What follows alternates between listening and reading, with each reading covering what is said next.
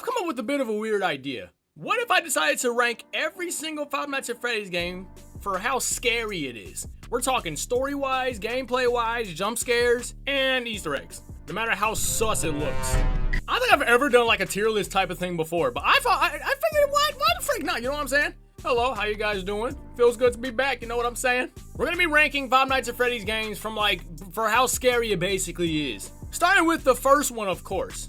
Now, you're gonna have to bear with me here because I'm gonna keep it a buck. Story-wise, I'm not the most knowledgeable. I'm not the most knowledgeable about the story. All I know is that apparently when it comes to the games and timeline order, yeah, I don't know. Starting off with FNAF 1, if we look at Toy Bonnie, not Toy Bonnie, what the frick? Oh. If we look at Bonnie, apparently Bonnie scared the frick out of Scott Cawthon for like the longest. He had nightmares about Bonnie, his own creation, which I thought was kind of wild actually. Since this is the first game among the series, obviously I would love to put this at a high rank. Looking at the jump scares though, they're kind of all right. I say the only two jump scares that will probably really like knock your socks off is probably Foxy and Freddy. If you don't pay attention to Freddy. If I was to rank everything though, I would probably put this at a good B tier probably. Because if we think about it too, this was the first game that started everything else, so obviously it's gonna get a high rank. And I realize that story-wise, we're gonna have to just cut the story-wise out, because I know I know of the story, but I don't know the order of the story, okay? So like I said, you're gonna have to bear with me here. If you know anything about it, what is your opinion? What do you think? Where do you think Five Nights at Freddy 1 goes? In fact, tell me what your opinion is about the rest of these games as we progress through them. Also, Easter egg wise, I mean, come on now. Five Nights at Freddy's 2 got way more Easter eggs in it. We got shadows, we got balloon girls.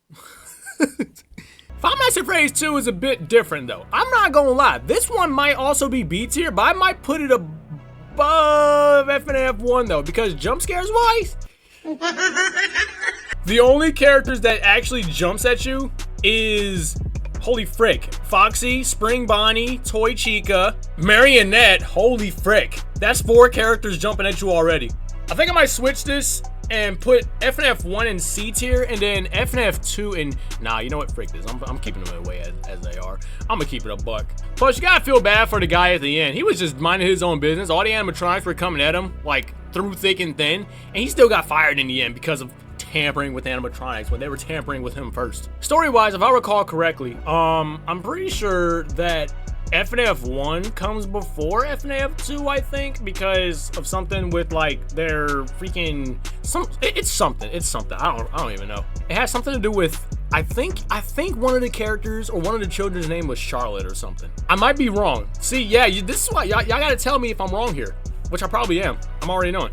FNAF 3 story is tip top notch. Cause listen here, this is where we finally learn about the killer and the fact that he's still alive. And apparently it was like one of the most hyped games of all time too. Like FNAF 3 was like kind of crazy because there's only one character in here who can kill you, but you gotta deal with freaking every other character too. Not every other character. I mean, obviously there's just Freddy, Chica, Foxy, Marionette, Mangle. That's it. Huh, yeah, that's it. They're all phantoms though, so like if you don't mess with them, they won't mess with you. At the end though, gameplay wise and jump scare wise, I'm not gonna lie, the only one that'll probably get me is probably Phantom Foxy. That's 3 games where Foxy's jump scare is going to freaking just like get you, bro. He jumps at you in 2 and 3. FNAF 1, that boy just slides in them DMs like, you show the lights that stop me down. On the real though, I'm not gonna lie, FNAF 3, I would probably put this one like scariness wise probably in D tier, because I'm not gonna lie, FNAF 3 is really not that great. However though, if we look at the freaking story though, the story might wind up making this go up a rank, because I'm not gonna lie, story wise, FNAF 3 is kind of crazy. The killer is still on the loose. The children's spirits finally get revenge on him. He goes inside the suit. He dies.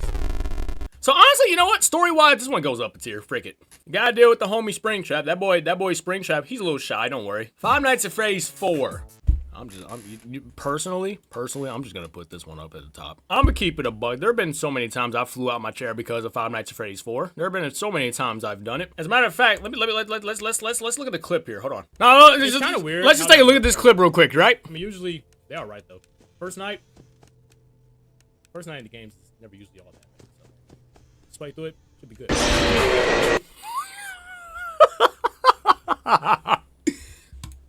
You never ever say the Markiplier line, okay? Unless you're ready to die. Now, I do know the story of this one. Apparently, the little brother of Michael. Apparently, Michael was being an older brother, being a douchebag and a half, and scared the frick out of this kid. He freaking made him get up close and personal to Fredbear, and this kid was having nightmares about these animatronics. He was freaking tweaking. That boy was tweaking. He got up close and personal. He got bit. Bad. Like, this kid legit was like in the hospital because like they were so concerned for him. And then like it's a whole bunch of stuff that happens. And we're dealing with nightmare animatronics. Freddy, Bonnie, Chica, Foxy, Fredbear, Nightmare Fredbear, and Nightmare BB. Honestly, frick BB, respectfully. I said what I said. I don't care. If we're going in order, we got to deal with Sister Location. Sister Location, story-wise, I don't know too much about it. The only thing I know for sure is that I know in the story of Sister Location, at one point, the animatronics used Michael's body by using the scooper, scooping out his organs. They use his body to get outside so that way they can actually figure out like more about their killer.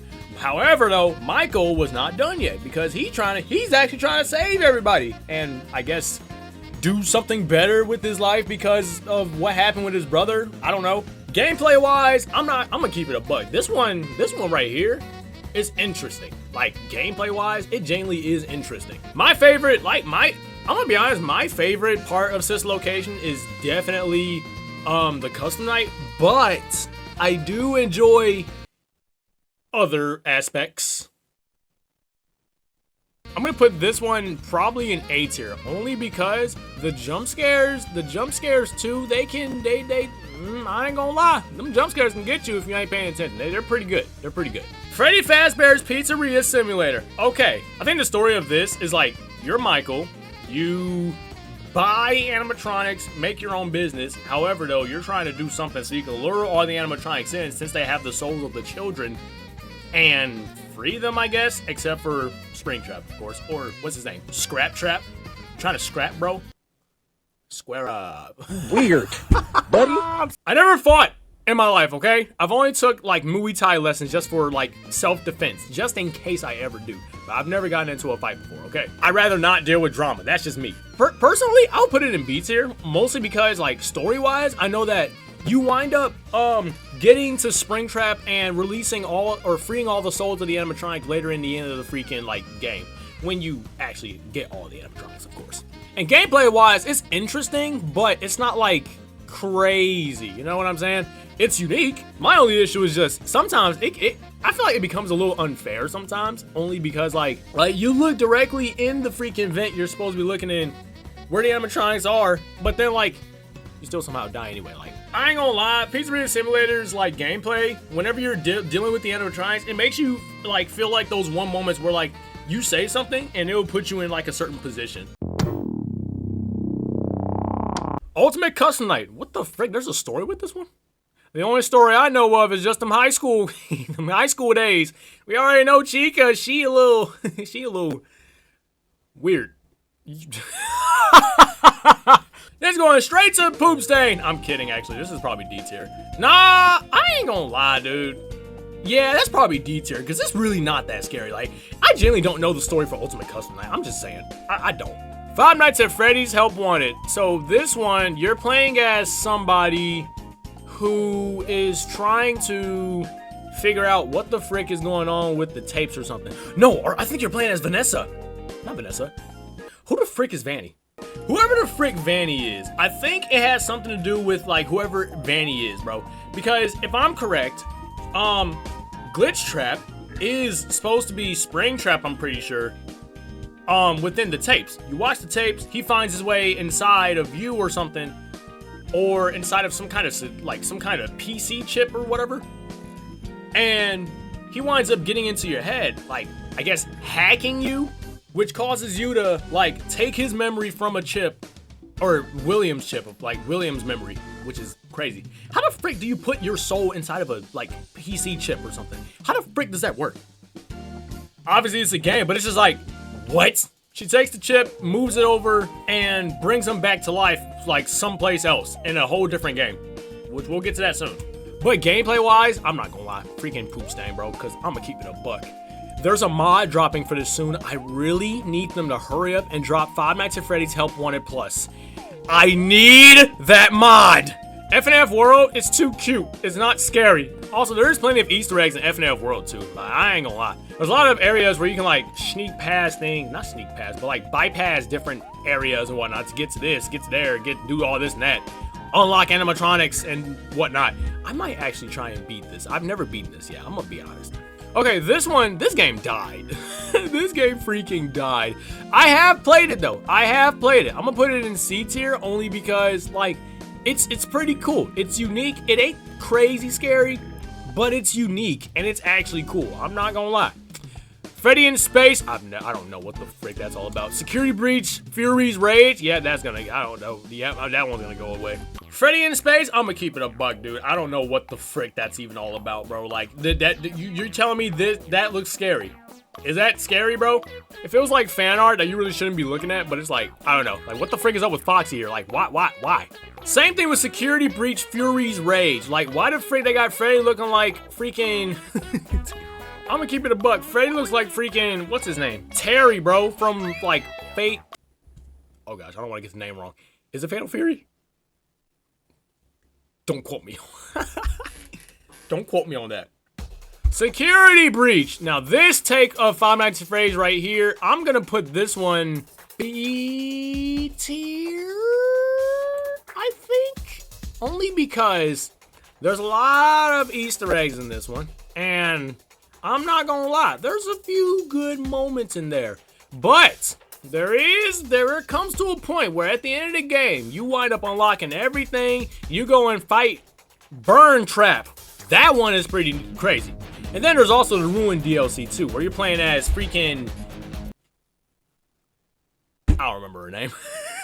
You play as her, and then you deal with the Mimic, and then there's a whole thing that happens, and freaking Roxy is dead or something. No, she's not, she ain't dead.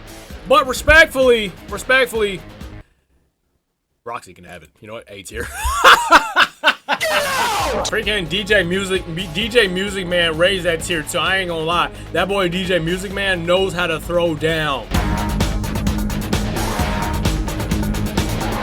Why the frick is this here? Pop Goes Arcade? This is not even a Five Nights at Freddy's like game. Unless you're talking about the fanverse, which I mean I guess that's cool. We should replace this with the Joy of Creation, and I'm slapping that mug in poop stain. This is my tier list for Five Nights at Freddy's game based on scariness levels, okay? Five Nights at Freddy's 4 and Help Wanted definitely are up there. But we also based them on story-wise and maybe Easter eggs.